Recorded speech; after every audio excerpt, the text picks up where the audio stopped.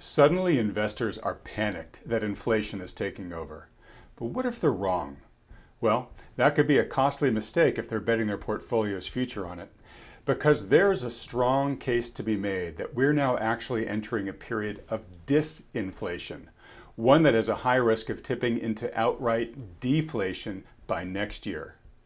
So you have the biggest fiscal cliff coming, the biggest monetary cliff coming, and that's why I think the chances are for this, the greatest bubble in the history of bubbles, which is the US bond and stock market, is going to most likely implode next year. Hello and welcome to Wealthion. I'm Wealthion founder Adam Taggart, welcoming you back for another week of making sense of money in the markets so that you can make more informed decisions about how to manage and grow your wealth. I'm very fortunate to be joined today by Michael Pento, who's the president and founder of Pento Portfolio Strategies, which manages capital by focusing on what Michael terms the two most important factors to successful investing: the second derivatives of growth and inflation, both of which we've seen a big spike in this year. Michael frequently appears on CNBC, Bloomberg, and other business news media. He's also author of the book, The Coming Bond Market Collapse. Michael, thank you so much for joining us today. Thank you. And it's a pleasure to be with you, Adam. I just wanted to say as a caveat here, I'm no longer allowed on CNBC. They threw me off completely. Oh, really? I'm part of the cancel culture, so I'm no longer welcome on the network. Okay. Happily so. Much happier to be with you.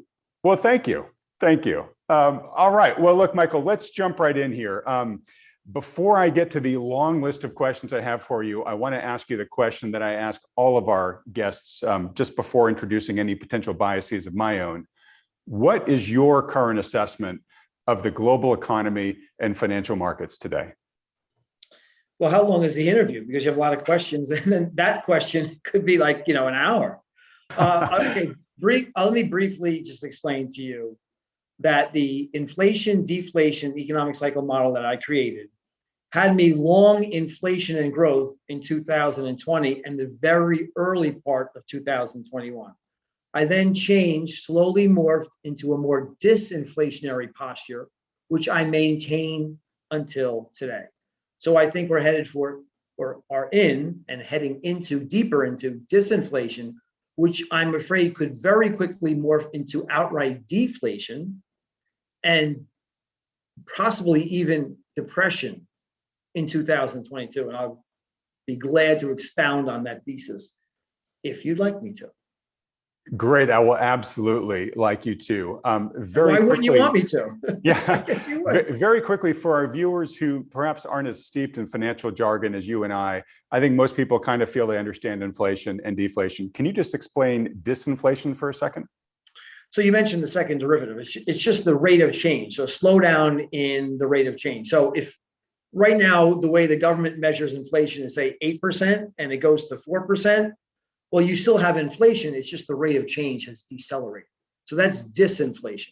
That's different than deflation, which is an outright contraction in prices, which I am not anticipating. I'm just saying that we will have inflation. It will be sticky. It will still be increasing, but the rate of change will slow down. That's all I'm saying right now. Very clear distinction between that and deflation and depression, which is possible in 2022. All right. Very concisely and well put.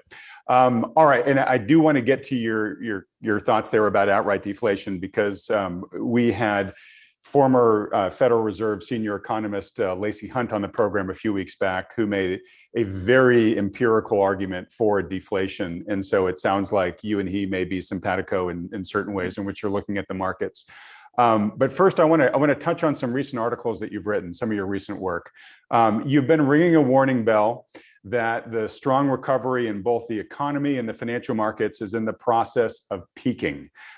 In your post last week titled "Peak of the Fake Bull Market," you say you see peak stimulus, peak asset valuations, peak profit margins, peak tax relief, peak vaccination distribution. All in all, you sort of see peak optimism wherever you look. You say that the tailwinds that we've been experiencing, since the beginning of this year, driving GDP growth and asset prices, will soon turn into headwinds. Can you explain why? Well, first of all, you did a pretty good job already on that question. Thanks. You have the most thorough questions I've ever been on with anybody. It's very nice to be with you. I'll tell you. Thanks. Okay, so what caused the shortest recession in the history of NBER data? So National Bureau of Economic Research, they're the ones who declare when a recession starts and where a recession ends. They said the recession was only 2 months long when we shut down the entire global economy. Well, why is it that the stock market boomed right away, and why was the recession so truncated? Is because the Treasury of the United States spent $6 trillion. They borrowed and spent $6 trillion in a year and a half. $4 trillion of that $6 trillion wasn't borrowed from anybody. It wasn't taxed. It was given to them by the Federal Reserve. It was printed by Mr. Powell, handed to the Treasury, and the Treasury sent it out in various forms: PPP, loans and grants, helicopter money. Everybody on the planet who didn't make over like $200,000 got the United States got $1,400 stimulus checks. We had something called enhanced unemployment, which was in many states $900 a week to stay home and not produce goods and services, which of course created bottlenecks and created shortages. So continue. We told people they didn't have to pay their student loans. We told people they didn't have to pay their mortgages. We even now are giving something called expanded child tax credits. It's normally $2,000 per child. Now it's $3,000 or $3,600, depending on the age of the child. Those checks, we divided that in half. So we're saying, so if you get entitled to $3,600 per child, you're not getting $1,800 in checks per month. So it would be, I think it's 300. So yeah, 300 times 6. So over the next 6 months, you're getting $300 checks sent to your household. So half of that $3,600 enhanced child tax credit is coming this year. It all ends in January. So 2022 is going to see the biggest fiscal cliff that the world has ever seen. So again, in the last year and a half, we sent the equivalent of $50,000 to every family in the United States of largesse, of bread and circuses, most of which was monetized by the Federal Reserve, which created this ersatz fake and phony boom economy, and most importantly, a booming stock market predicated on this fiscal support, which almost completely goes away in 2022. The fiscal support equaled 25% of GDP. That rate of change is going to 2% of GDP next year. So when you add that to the monetary cliff, which is coming, we have never before had a QE at this pace. The QE pace in 2008 and 9 was $85 billion a month. That was the peak of quantitative easing. In other words, the pace of asset purchases by the Federal Reserve.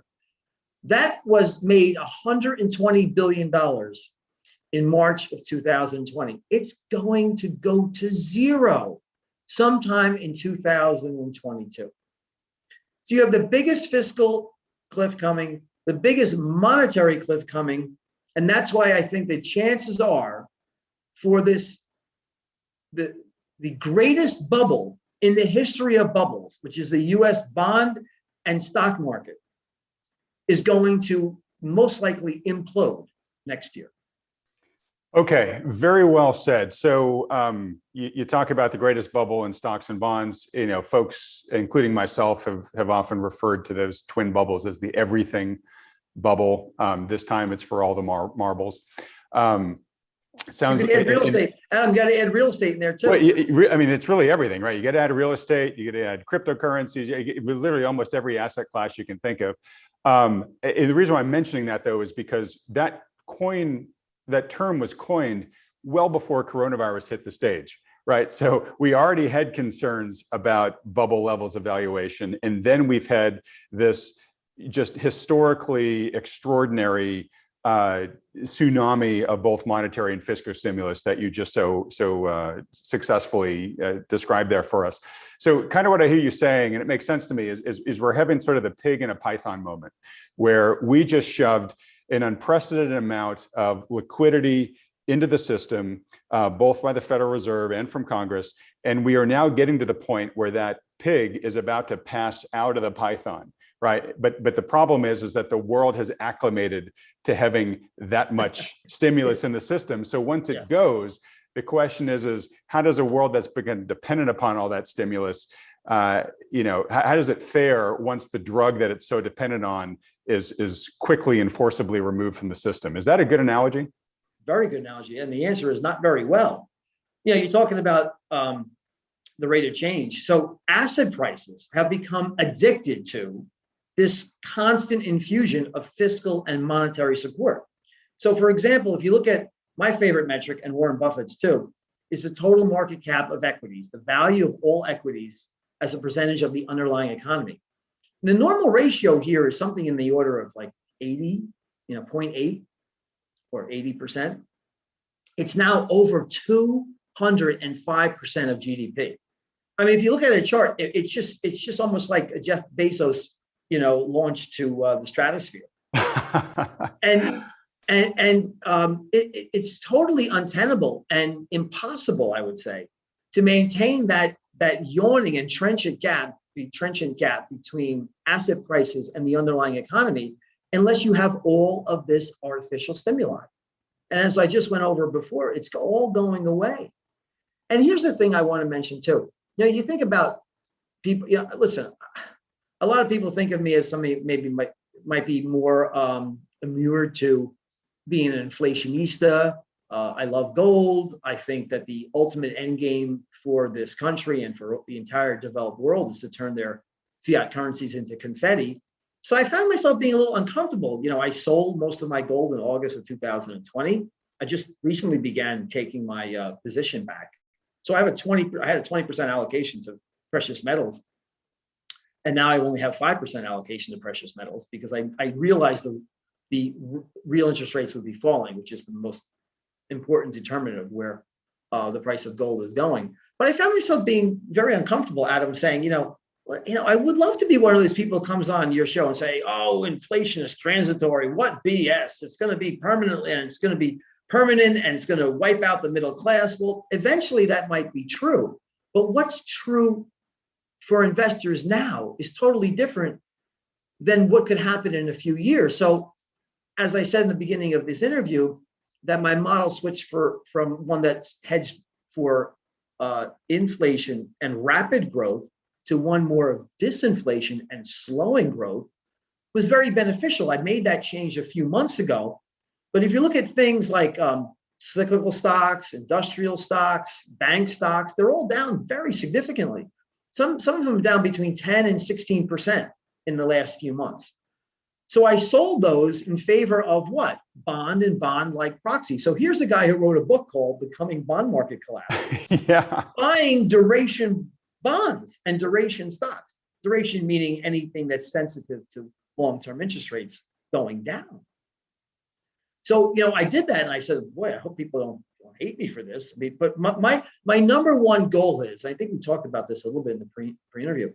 My number one goal is to be correct, is to have people that are under my jurisdiction here to be saved from dramatic plunges in their principal and to participate in bull markets in the correct asset classes and style factors. Well, I mean, it might serve me better philosophically to say, hey, I know that gold's going to $10,000 an ounce someday. I know the dollar is going to be burned into oblivion. And I agree with that. But what does that do me? How does that serve me if I always invest like that. I can't do that. I won't do that. So I was hedged more towards disinflation. I went on the record way before, it was fashionable to do so. And it was very beneficial. For instance, like a day like Monday, yesterday, when the market gets wiped out and cyclical stocks and industrial stocks and bank shares, everything that benefits from a widening yield curve get crushed. It was great to be long zero coupon bonds because they skyrocketed in price on Monday, which offered us a great hedge against what happened yesterday, which was just a scare, a growth scare and an inflation scare. I expect many more of those to occur, especially in 2022. And sometime in 2022, I'm going to have to change from being hedged for disinflation to perhaps hedged against deflation and depression. And in that case, you want to own only four things. There's only four things that work. And here they are. And they're not very popular because most people who manage money and think like me, who are Austrian economists like me, will say, well, you want to own gold. Maybe you want to own foreign stocks. No, there's only four things that work in a deflationary depression. And they are large cash positions. They are short duration bonds. They are long the US dollar. Oh boy, here comes the hate mail. And they are short. They are either long ETFs that go up when the market corrects. So you would be long a short or inverse ETF. Those are the only four things that will work in a deflationary depression. It won't even be gold because it's a liquidity crisis. It'll be gold. Gold does very well in disinflation because real interest rates are falling, but it doesn't do well in the liquidity crisis when people are selling everything to get into dollars, short-term treasuries, and cash. All right, great. You went straight to where I was going to progress over the next bunch of questions. No. It's all great. Okay, so I guess first question for you is, you are, if I understand correctly, you are now positioned for disinflation, which you think will persist for some period of time. You're concerned that at some point there is going to be a deflationary episode, I'll call it there. Two questions. One, do you expect that to be sort of short and violent? Where you mentioned like everything like gold is getting thrown out because people have to make margin calls and stuff like that. What are you going to be monitoring to determine when it's time to switch from a disinflationary position to a deflationary one? Another great question. So I don't rely on emotions, and I'm not a stop clock. So I have this model, it's 20-point model, and that tells me when to get longer of this asset or shorter of that asset or that sector or that style factor. So one of the things I was looking at that made me comfortable with going long disinflationary hedges was the 2-10 yield curve spread. So I noticed that topped out, that spread stopped widening and started to contract about 3 months ago, Adam. I noticed break-even spread started to roll over. When? A few months ago. I noticed that the junk bond spread to treasuries stopped narrowing about 3 months ago. I noticed that lumber futures, copper futures started to roll over about a month ago. And that kind of, so I have a 20-point model. Those are some of the components of the model. But the predicate was, so I had a predicate. The predicate was, we are approaching the end of maximum fiscal and monetary support that I just went over at the beginning of this interview. And then the predicate was, well, then, hence, you should see a slowdown in the rate of change of growth and inflation. So that was the thesis, which was then backed up by the fundamentals of the model, which gave me confidence to hedge against disinflation. So what would make me want to get long of the four horsemen of the apocalypse, which I just went over, cash, short-term bonds, shorts, and the US dollar? What would get me nervous would be a yield curve 2-10 spread that starts to go to zero and maybe even inverts. What would get me really, really nervous would be the junk bond spreads to Treasury start to widen out instead of stasis, which is a record narrowing to the yield of Treasuries. LIBOR OIS spreads, Ameribor spreads. I know it. Listen, I might be getting arcane or in the weeds. The idea here, Adam, is that there's a process here. Like a scientist would look at a weather map and take various measurements of the atmosphere and say, look at the radar, look at this front, look at the pressure differences, and say, okay, this is what I think is going to happen based on these measurements. And that's what I do. It's amazing that more people don't do it. Maybe they don't know, or they just say they can't do it, or in my opinion, most of Wall Street are just salespeople. So what they do is they just raise assets and they plug and play it into what their wirehouse says to do, which is some kind of mixture between stocks and bonds, and hope everything works out well. I don't do that. I look at the macroeconomic conditions so I can place my assets in the best asset classes and sectors and style factors, depending on the macroeconomic condition. And then most importantly, protect and then even profit from when you have these deflationary recessions and depressions where you wipe out 50 to 80% of your portfolio. And I want to mention this to you, Adam. The wirehouses on the deep state of Wall Street will say, hey, no one can time the market. Well, I believe when they say they can't do it, because I don't think they can. But here's the thing. If you look at what happened in China in 2007, the Shanghai Composite Index is still down about 40% from where it was in 2007. If you look at Japan, the Nikkei Dow, that's down about 30% from where it was in 1989. In the 80s, yeah, crazy. 89. So the idea that Wall Street could just say, just buy and hold, it'll come back because the Fed has your back. Well, I'm pretty sure the People's Bank of China is trying to get the people's back. I'm pretty sure the Bank of Japan tries to have the back of the people in Japan. But you're talking about, in some cases, over a decade in China and 30 freaking years where their nominal prices are 30% below where they were.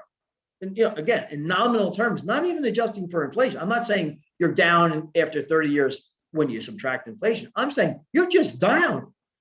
You're down for decades. So something like that could happen in the United States. And you say, well, Michael, maybe you're just a Cassandra. Maybe you're full of BS. But let's just say I'm correct. Again, that we're going to have a deflationary recession / depression in 2022 because the Fed's withdrawing all of its liquidity. Let's say that happens sometime in the second quarter when the comparison between Q2 2022 and the growth and inflation rates of Q2 of 2021 are going to be impossible. I mean, you're talking about the worst comparison. So the base effects are going to be horrific year over year. And then you add in all the fiscal and monetary cliff. I think there's a very good chance you're going to get a repo crisis. You're going to get a junk bond crisis. And for a market that has a record amount of margin debt and is the most overextended and richest valuation in history, you could get an absolute depression, which is engendered by a stock market crash. So the two could happen concurrently, feed off of each other, Adam, because the wealth effect is going to go into reverse. And then you say, well, okay, then Mr. Pento, won't the Fed just come and save the day? And my retort is maybe, perhaps, but what are they going to do? Are they going to cut interest rates? No, they have zero room to cut interest rates. We will still be at zero all the way until the end of probably 2023. So you say, oh, maybe they'll go back into QE. I mean, really? Is that all they have is to start, ramping up the counterfeiting machines? Is that going to be enough to placate the bond market? Because I think if they go back, and here's another postulate for you. What if the bond market says, really? You can't get off zero and you have to go back into unlimited QE and helicopter money and universal basic income? Well, I know you'll never be able to drain your balance sheet. You'll never stop QE. You've permanently monetized $8.2 trillion of debt. That's the size of the Fed's balance sheet, by the way. It used to be 800 billion in 2008. Isn't that crazy? 10 December times. of 2007, it was 800 billion. Now it's 8.2 trillion. And does the bond market stay quiescent in that environment, Adam? Maybe not. Maybe yields go cuckoo and just explode to the stratosphere. In that case, there's no way the stock market's going to go up. It all depends on their ability to keep bond yields quiescent. The whole artificial edifice depends upon, is that the predicate here is you have to have quiescence in the bond market and quiescence in inflation. Well, we jumped the shark there. We have inflation in some cases that's 4 times higher than the Fed's asinine goal of 2%. I know. Let me just ramble for another 30 seconds more. The Fed spent years and years saying we need 2% inflation. We cannot exist as a species, or as an existential threat if we don't have 2% inflation in an economy. Well, the central bank used to say, the Fed was enacted by Congress in 1913, used to be stable prices, which mean zero inflation. Then it became, oh, we need 2% inflation.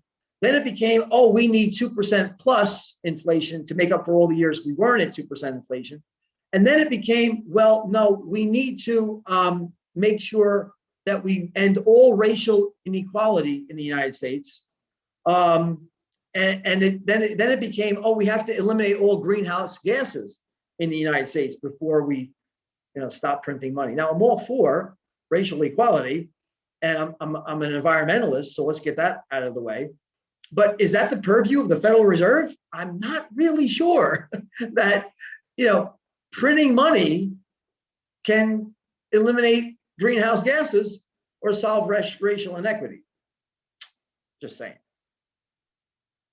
Sorry to interrupt, but I would say that you could actually directly tie printing money to increased inequality and potentially increased emissions. Hey, right? Yeah. Yes, amen, brother. Go ahead. You talk for a while.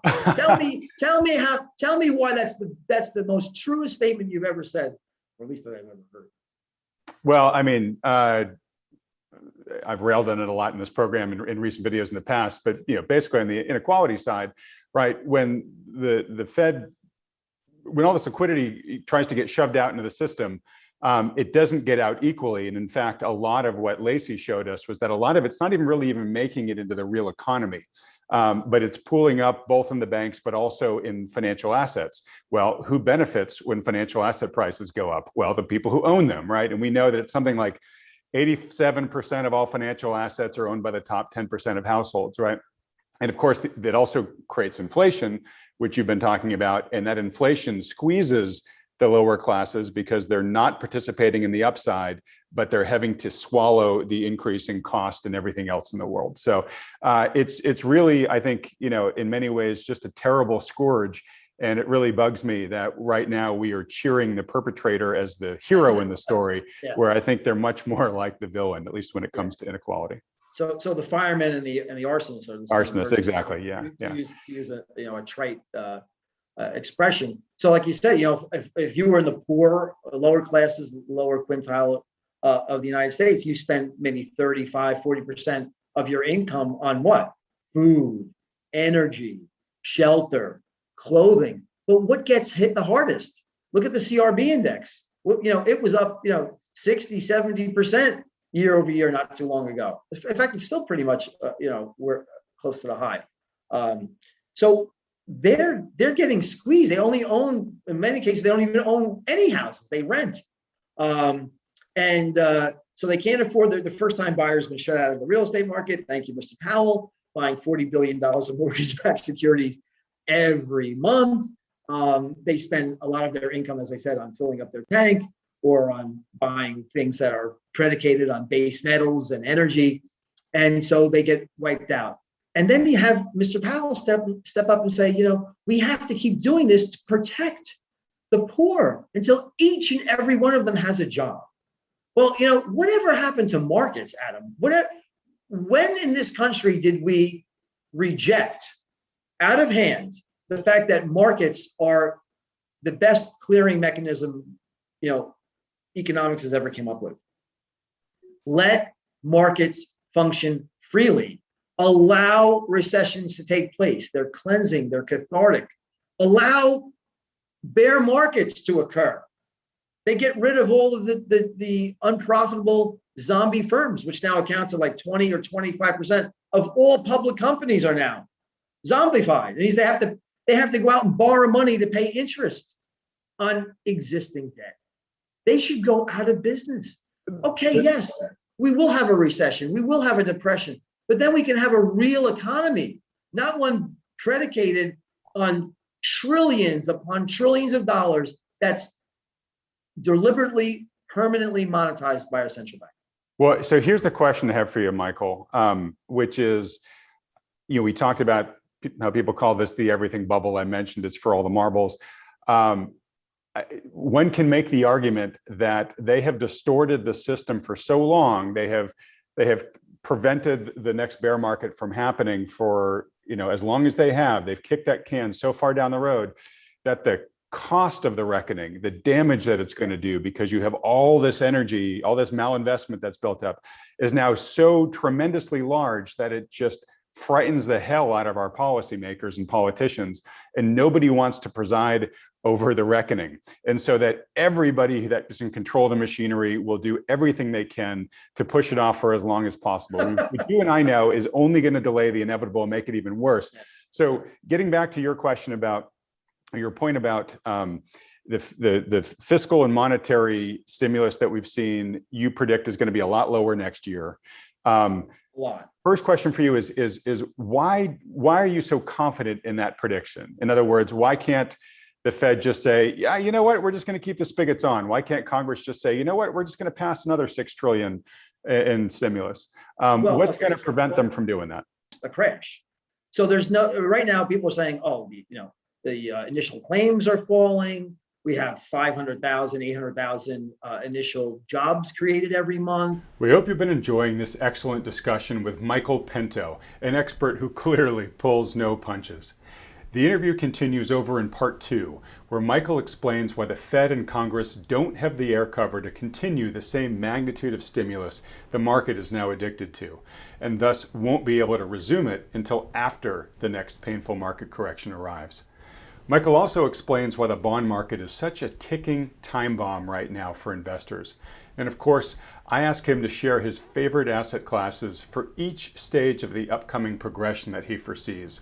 First, disinflation, then outright deflation, and then a hugely inflationary response from our central planners.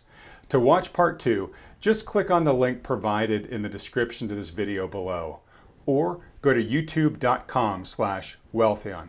But before you go, please don't forget to click the subscribe button below if you haven't yet, as well as that little bell icon right next to it.